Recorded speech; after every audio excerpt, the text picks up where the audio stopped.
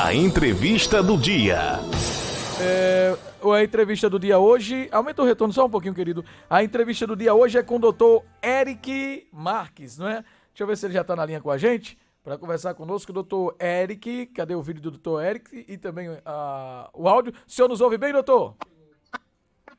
Ouço sim. Você está me ouvindo bem? Boa tarde. Boa tarde. O prazer é voltar a falar com o senhor aqui no programa, trazendo sempre, claro, assuntos de interesses da nossa sociedade, doutor.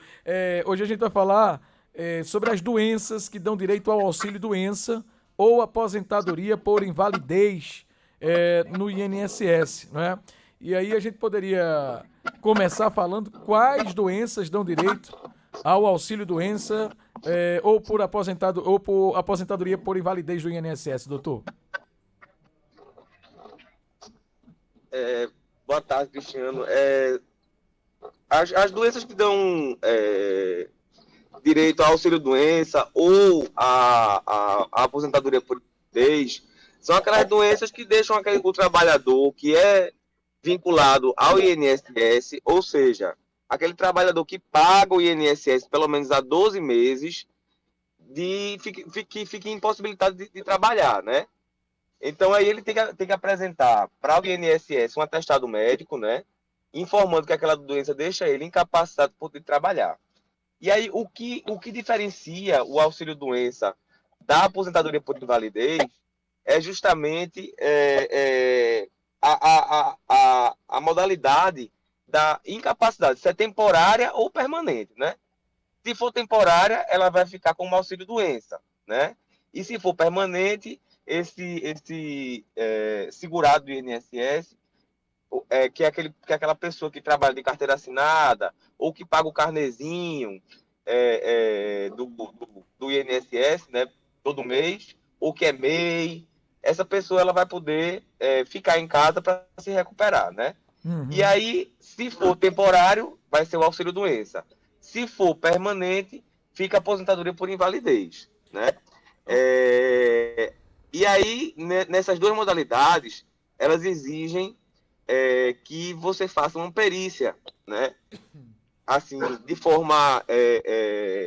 de tempos em tempos, né? Para ver se aquela doença ainda persiste ou não, né? Sim. E aí existem algumas doenças que efetivamente elas dão o direito para aquele funcionário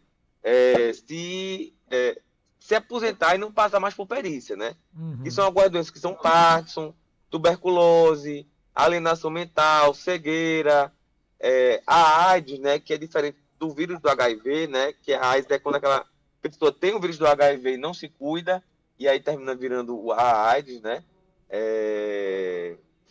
Esclerose múltipla, rancenias, enfim. É uma série de doenças que elas deixam que essa pessoa que está pelo INSS, ela se aposente e que não precise mais fazer perícia, né? Sim, sim. Então é interessante que o nosso ouvinte e nosso telespectador que está assistindo a gente pelo YouTube aí, fique ligado nessas doenças que vão estar no site do INSS, ou então procure um advogado que efetivamente trabalhe com isso e entenda do assunto, né? Sim, porque, inclusive, até para a população ficar sabendo, tem muitos escritórios de advocacia, acho que na sua grande maioria, de direito previdenciário, tem uma parceria com o INSS, que foi formada pela OAB, né?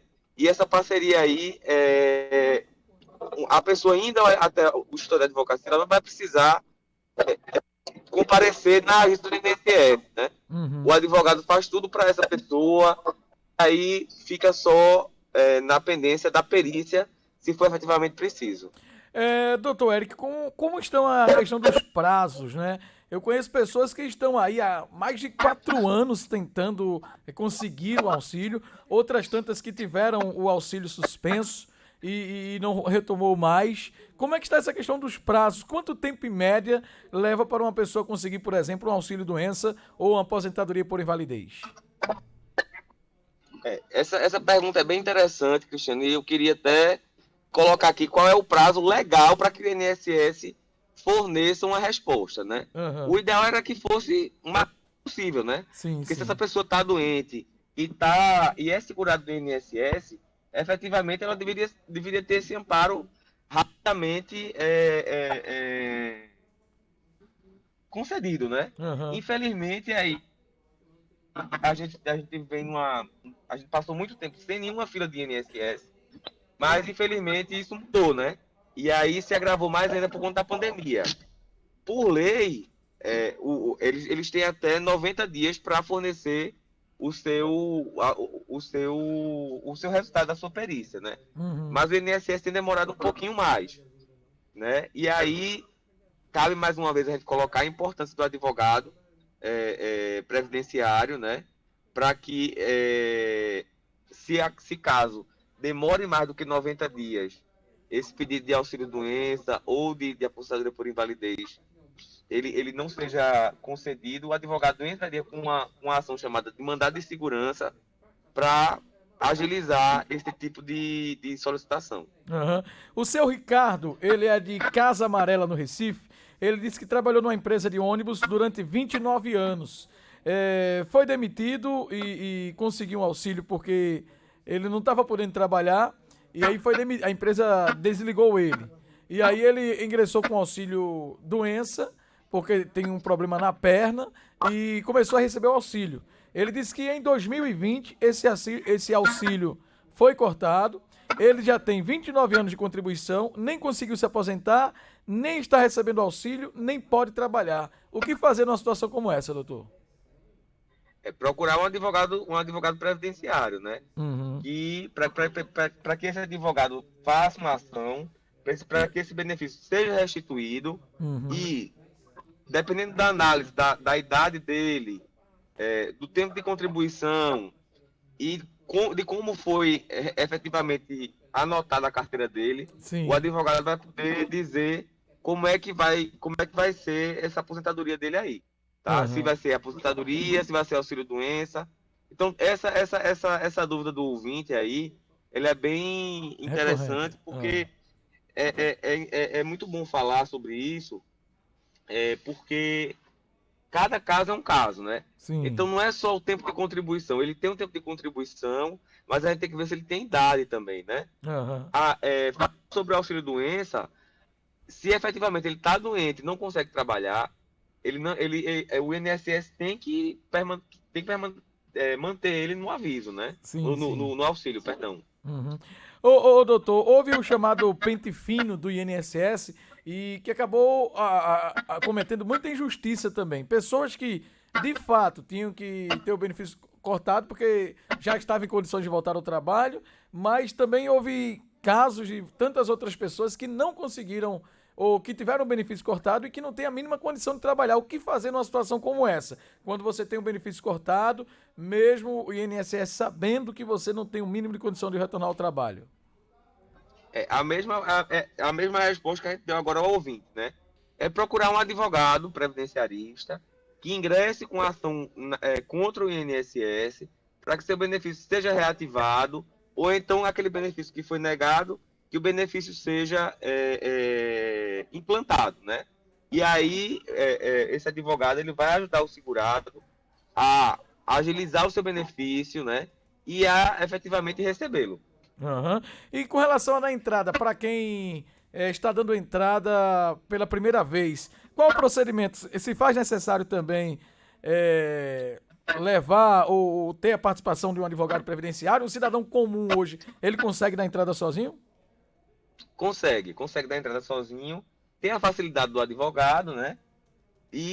Mas ele consegue dar entrada sozinho, sim, ligando no 135 ou no site do INSS ou no aplicativo que chama Meu INSS.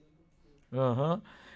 Então, doutor, agora é importante dizer que, por exemplo, muita gente não tem acesso e não tem informações do passo a passo de como fazer esse procedimento. O ideal é que tenha alguém que faça esse auxílio, né? Que auxilie o aposentado a dar entrada, porque boa parte, a grande maioria, não tem noção nem da metade do direito que tem ao fazer um pedido de aposentadoria ou de um auxílio-doença, por exemplo, né? Exatamente, exatamente. É Uhum. por isso da importância do advogado previdenciário porque esse advogado ele vai dizer a documentação correta, né? Ele vai Uhum. dizer como é que essa pessoa vai proceder no dia da perícia, né? Sim, Indicar qual seria a forma correta do laudo médico, a documentação necessária para ser levada. Então, eu Aham. acho assim, se você está com alguma dificuldade ou com alguma dúvida sobre como dar entrada no seu benefício, é melhor que você procure um profissional que efetivamente entenda, né? Porque às vezes as pessoas juntam documentos e fazem alguns procedimentos que não são tão corretos, né? E aí um profissional com certeza vai poder ajudar essa pessoa. Doutor Eric, mais alguma coisa a acrescentar sobre este tema?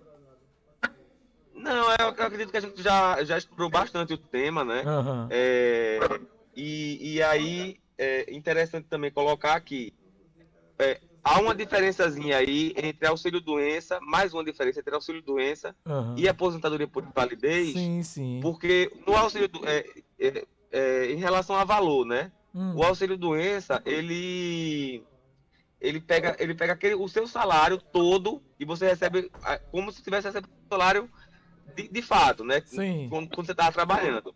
E a aposentadoria por validez, ela pega 100% de todas as suas contribuições, Aham. faz uma média e aí vai dar o valor do seu benefício. Então Hum. pode ser que muita gente acha, eu estou no auxílio doença, mas eu queria estar aposentado. De Uhum. repente está aposentado por invalidez, você vai receber um pouco menos do que o auxílio doença. Sim, Então sim. é interessante também que você chegue no advogado previdenciário para que ele efetivamente possa Fazer os esclarecer esse cálculos tipo de dúvida. corretos, né?